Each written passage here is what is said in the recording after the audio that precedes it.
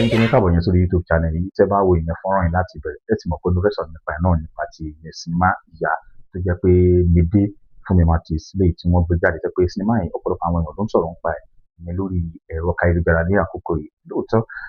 sinimá yẹn anyway ó worth hype táwọn èèyàn fún yes ó worth hype táwọn èèyàn fún ohun tí sinimá yìí dá lórí ó dá lórí ìyẹn ìyá tó jẹ́ pé ó ti bẹ́ẹ̀ tó dá tọ́ ìyẹn àwọn ọmọ ẹ̀ bíi mẹ́ta tí wọ́n fi dàgbà torí pé lẹ́yìn rẹ̀ nígbà tí àwọn ọmọ ẹ̀ wá dàgbà tán ni bàbá wa dé láti fi kan pé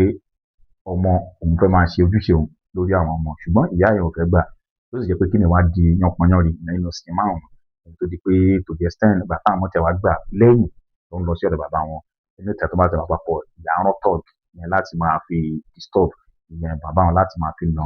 bàbá gan tẹ̀ mọ bí sí ọ̀rọ̀ tí wọ́n wá tó di pé lẹ́yìn ọ̀rẹ́ ìjà ó gbìyànjú gẹ́gẹ́ bó ṣe sọ wọ́n ní bí ọdún bíi ogún ọdún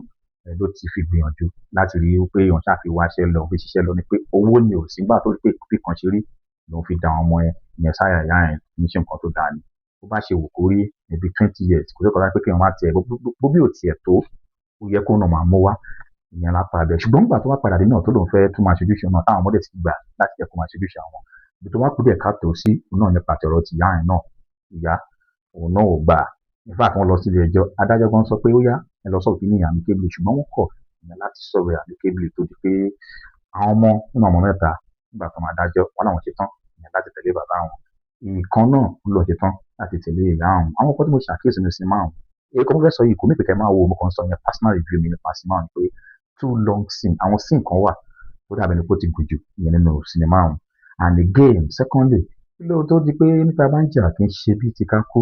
ó tún fẹ́ tó ń tọ̀gì yẹn láti lọ máa discipline tó ti to the extent wọ́n ní pé bí àwọn ọba tètè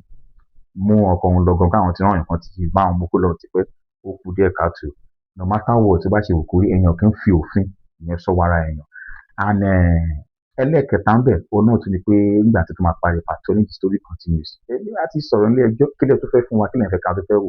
wọ́n ti ní kẹrì sọ̀rọ̀ àmì kẹrì anyway tí patronage bá jáde ní tuntun láti wò ìdí ni pé mo fẹ́ mọ ibi tí kíníyàn gangan bó ló ti hàn yìí sí wọ́n padà wáyé sọ̀rọ̀ àmì kébìlì ni torí ilé ẹjọ́ ni wọ́n parí ìyẹn àwọn tó bá wo part 1 àti wọ́n parí ìyẹn part 2 yẹn sí ibi adájọ́ ti dájọ́ ńgbà tó ní kán lọ sọ̀rọ̀ ẹ wo anyway mo recommend sinimá yìí fún yín ẹ lọ wò ẹ̀yin ìyá náà tẹ̀yìn sí ìtọ́jú ìyẹn lórí ọmọ yín iṣẹ́ yín kò ní bàjẹ́ o àti pé gbogbo làálàá yín kò ní já sófo ẹ̀yin bàbá tẹ̀yìn sí dáadáa náà lórí ọmọ iṣẹ́ yín kò ní bàjẹ́ gbogbo làálàá yín kò ní já sófo ẹ̀yin ọkùnrin mo pàrọwà sí yín bó bá ṣe wù kórí ẹja tọ́jú àwọn ọmọ wa educative náà ní káṣíà.